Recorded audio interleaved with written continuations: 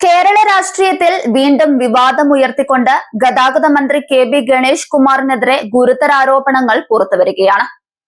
മന്ത്രിയുടെ വ്യക്തിജീവിതത്തെയും അധികാര ദുരുപയോഗത്തെയും ചോദ്യം ചെയ്ത് കെ.എസ്.യു. സംസ്ഥാന വൈസ് പ്രസിഡന്റ് എം.ജെ. യദുകൃഷ്ണൻ പോസ്റ്റ് ചെയ്ത ഒരു ഫേസ്ബുക്ക് കുറിപ്പാണ് ഇപ്പോഴത്തെ വിവാദത്തിന് തിരികൊളുത്തുന്നത്.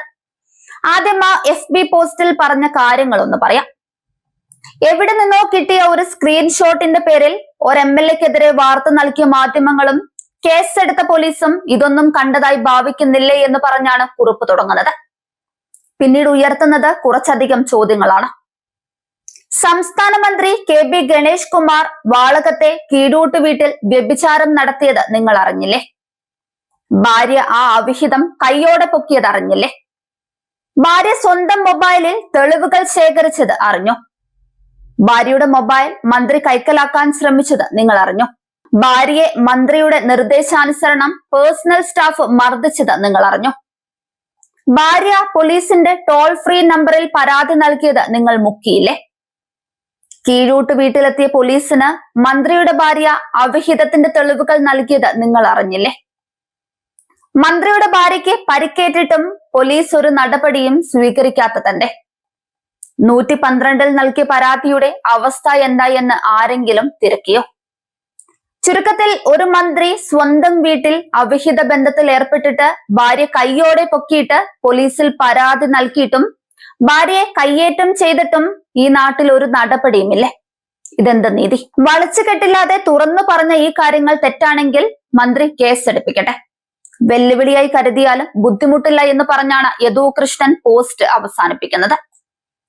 പറഞ്ഞിരിക്കുന്നത് ആരെ കുറിച്ചാണ് എന്നതിന് വലിയ ആമുഖത്തിന്റെ ആവശ്യമൊന്നുമില്ല.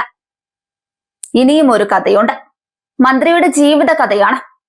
കേരളം കണ്ട ഏറ്റവും വലിയ പെണ്ണുപിടിയനായ മന്ത്രിയുടെ കഥ.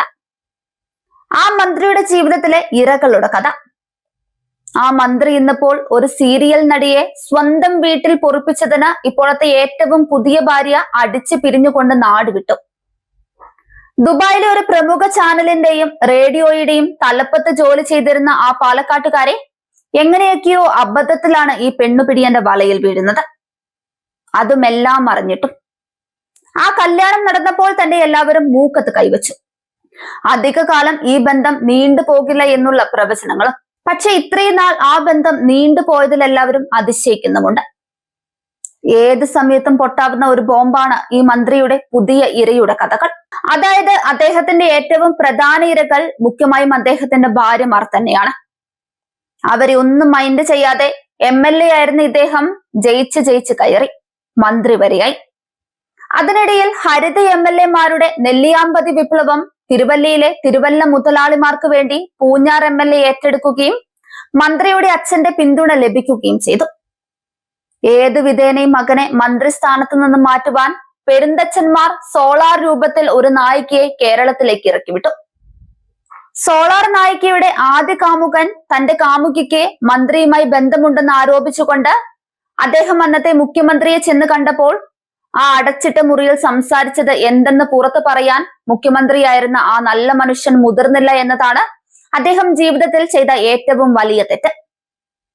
ഇക്കാര്യത്തിൽ മുഖ്യമന്ത്രിയുടെ കൂടെ കട്ടയ്ക്ക് നിന്നത് ചവറ MLA ആണ്. അദ്ദേഹം മാന്യ വ്യക്തിയായിരുന്നു. എല്ലാം കൂടി ആകപ്പാടെ അവിയൽ പരുവത്തിലായപ്പോൾ പെണ്ണുപിടിയൻ മന്ത്രിയെ കൊണ്ട് രാജി എഴുതി വാങ്ങിച്ചു എന്നതാണ് അന്നത്തെ മുഖ്യമന്ത്രി കേരള ജനതയോട് ചെയ്ത മഹത്തായ കാര്യം. ആ നാണക്കേടിൽ നിന്നും തലയൂരുവാൻ ശത്രുവിന്റെ ശത്രു മിത്രമായി മാറി.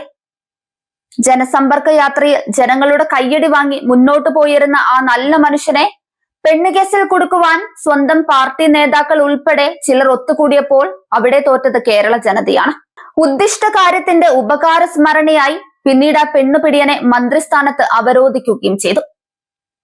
ഒരു വടിയിൽ സാരിയോ ചുരിദാറോ ചുറ്റിയ ആരെ കണ്ടാലും, അതിപ്പോൾ ട്രാൻസ്പോർട്ട് ബസ്സിനുള്ളിലായാലും പാർട്ടി ഓഫീസിലെ ബെഞ്ചിന്മേലായാലും വെളിച്ചമില്ലാത്ത ഇടവഴിയിലായാലും പുള്ളിക്കാരൻ അവരെയൊക്കെ കളിക്കൂട്ടുകാരികളാക്കും. സ്വർണ്ണക്കടത്തിലെ വിവാദ നായികയെ അബുദാബിയിൽ വെച്ച് കണ്ടുമുട്ടി അവസാനം തലസ്ഥാനത്തെ പ്രധാന നായികയാക്കി മാറ്റിയതും, അബുദാബിയിലെ തന്നെ മറ്റൊരു വിവാദ നായികയും ചെങ്ങന്നൂരിലെ കാരണവരുടെ അന്ത്യകൂദാശ ചെയ്ത മഹതിയും പാർട്ടി ഓഫീസിൽ കയറ്റിയ മലപ്പുറത്തെ തിരൂരിലെ മഹതിയും ഒക്കെ 100 കേസുകളിൽ ചിലർ മാത്രം. ഈ മന്ത്രി സ്വന്തം പക്ഷത്തല്ലായിരുന്നുവെങ്കിൽ പാർട്ടി സെന്ററിലെ PR കളിക്കാരും മരമുറിക്കാരും ചേർന്ന് പാലക്കാട് MLAക്ക് പകരമായി ഈ പെണ്ണുപിടിയനെ ചിഹ്നം ഭിന്നമാക്കിയനെ. ഭരണസ്വാധീനം ഉപയോഗിച്ചുകൊണ്ടുള്ള ഈ മന്ത്രിയെയും എത്രയും പെട്ടെന്ന് നാട് കടത്തണമെന്ന് കേരള ജനത തീരുമാനിക്കണം. എന്തായാലും ആ മുൻ മുഖ്യമന്ത്രിയുടെ ആത്മാവ് ഇതൊക്കെ കാണുന്നുണ്ടാകുമെന്ന് തീർച്ച.